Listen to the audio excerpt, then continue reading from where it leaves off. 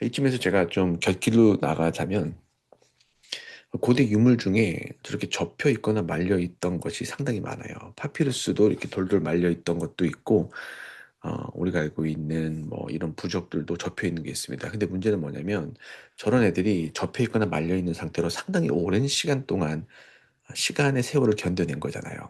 그 과정에 부식이 되기도 하고 마모가 되기도 합니다.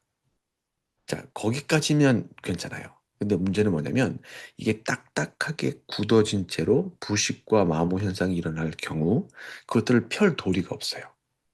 그래서 한때는 학자들이 그런 유물들을 억지로 펴려고 하다가 그게 훼손되거나 영원히 복구할 수 없을 정도로 망가진 사례도 있어요. 자, 그렇게 되면 어떻게 되느냐? 그 안에 있는 내용을 읽을 수 없는 거예요. 생각해 보세요. 저 부적이 접혀 있어. 근데 정말 우리가 공부해야 될 것은 그 안에 있는 내용이거든요. 그죠? 근데 그 내용을 보려면 이거를 펴야 됩니다. 펴지 않고서는 그 안에 있는 내용을 복구할 수 있는 방법이 없었어요. 그래서 학자들이 무리하게 그것들을 펴고 열려고 하다가 망가지게 되고 부서지게 되고 그럼 그 안에 있는 내용은 영원히 손실되게 된다는 거죠. 자, 그런데 준비되셨나요? 요즘에 AI라는 기술이 나왔잖아요. 그래서 AI 기술로 저러한 유물들을 이 사방팔방으로 레이저로 투사를 합니다. 그럴 경우 그 안에 있는 내용이 복구가 돼요. 파피루스도 마찬가지예요. 저는 청동도 마찬가지입니다.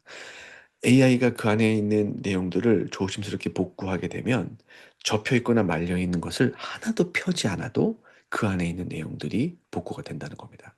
최근에 파피루스가 발견이 됐는데 그 안에 있는 내용을 펴보고 싶었지만 펼 수 없을 정도로 이게 굉장히 연약하게 됐어요.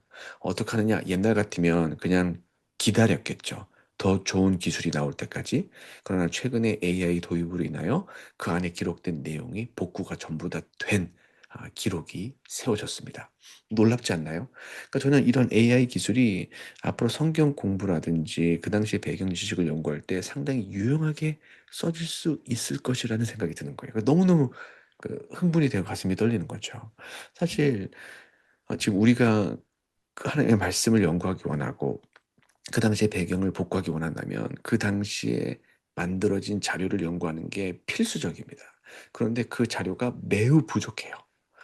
여기에서 뭐 자료가 발견되고 여기서 저 발견되고 뭐 예를 들어서 뭐 우가리 문헌이라든지 뭐 사회 문헌이라든지 나그 한마디 문헌이라든지 이집트 마법 문서라든지 편지 꾸러미라든지 이렇게 역사의 획을 그을 만한 굵직굵직한 자료들이 발견이 됐지만 그것만 갖고서 그리스 로마 시대를 복구할 수 있느냐? 천만의 말씀입니다. 뭐 고대 근동 자료도 마찬가지예요. 복구할 수가 없어요. 그것만 갖고선 턱없이 부족합니다.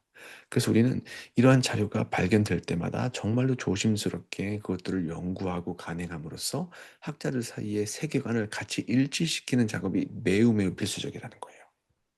이를 위해서 AI 기술이 상당히 유용하게 쓸 수 있다는 게 참 너무 의미 있는 것 같아요. 자, 이제 다시 곁길로 갔으니까 돌아오도록 하겠습니다.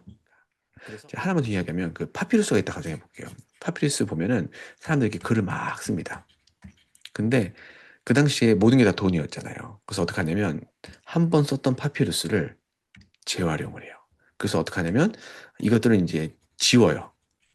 지우는 것도 이제 지우개가 없으니까 그냥 이렇게 스크랩을 하거든요. 이렇게 긁어내거나 그 위에 다른 색을 덧칠하거나 그리고 나서 뭘 하냐면 그 위에다가 새로운 글자를 이렇게 씁니다. 자, 이렇게 되면 이게 지금 덧칠이 되어 있는 거예요. 근데 더 재밌는 게 뭐냐면 이 1차 글이 성경일 경우가 있고 그 2차 글이 세상적인 글일 수가 있어요. 이럴 경우에는 어, 이 안에 있는 성경 말씀을 복구하는 게 우리 기독교인들에게 매우 중요하잖아요. 근데 이게 굉장히 어려워요. 그래서 옛날에는 이거를 막 긁어내기도 했어요. 그러다가 보면 이거 다 훼손되는 거죠. 1차 자료가 다 훼손되는 거예요. 그래서 요즘에 어떻게 하느냐? 그렇죠. AI를 통하여 이 첫 번째 이 잉크를 걷어내고 그다음에 이 잉크를 걷어내고 이 밑에 기록되어 있는 문자를 복구할 수도 있다라는 겁니다. 흥분되죠. 기대되고요. 그러니까 우리는 점점 하나님의 말씀에 가까이 갈 수 있는 그러한 뭐라고 해야 될까요? 길이 점점 열리고 있다라는 거 우리가 알면 도움이 될 것 같아요. 자, 오늘 좀 곁길로 많이 갔어요. 그죠? 이해해 주세요. 이런 거 다 배우면 뼈가 되고 살이 되는 거예요. 그러니까 재밌게 일단 듣고 배우시면 도움이 될 것 같습니다. 자, 계속 한번 나가 보도록 할게요. 그런데 이 청동판도 첫머리가 소실이 됩니다. 다시 한번 강조하지만 유물이 그대로 보존되는 경우는 매우 매우 드뭅니다. 그러니까 쿰단동굴에서 발견된 것들은 상당히 고대의 그 뭐라고 해야 될까요? 형태를 그대로 간직하고 있죠. 왜? 그 조건이 맞아서 그래요. 항아리 속에 보존되어 있었고 온도도 적당한 곳에 있었고 태양광선을 직접 받지 않고, 그러니까 이러한 자료가 많지 않아요. 거의 대부분은 훼손되고 손실되고 더 이상 복구 불가능한 상태로 발견이 됩니다. 그러니까 나트륨의 두통 부족도 마찬가지예요. 첫머리가 소실되어 있습니다. 그리고 양쪽 가장자리는 결락되어 있어요. 그래서 온전한 내용을 복구하는 것은 불가능하다는 겁니다. 그래서